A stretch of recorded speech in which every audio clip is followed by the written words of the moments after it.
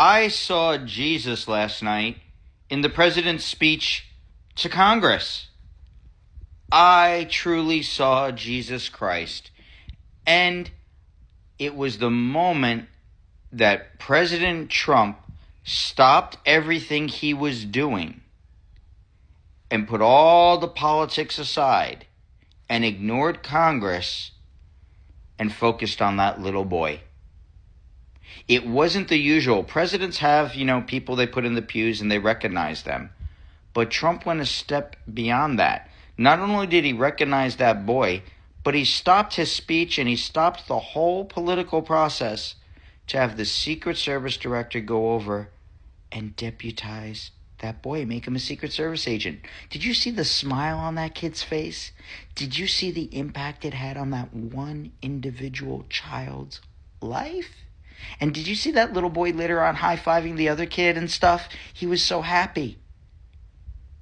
Trump stopped his business and the usual Washington stuff and all the important things to help a child. That reminded me of Jesus and what Jesus did in his ministry. There was the woman with the issue of blood where Jesus was on his way to an important ruler's house to do a healing, and everybody was expecting him to do it. And he stopped in the middle of the crowd and said, "Who touched me?" And he took time out from the important things to focus on that one woman and heal her and make an impact on her life. Likewise, when there was a crowd of people, Jesus saw a woman crying who had just lost her son who was dead.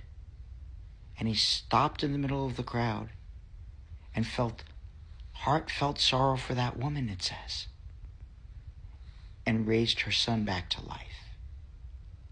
See, Donald Trump's action in that one moment, that one individual thing, was consistent with Jesus Christ and the love of God. Because we're not collective things or toys to God.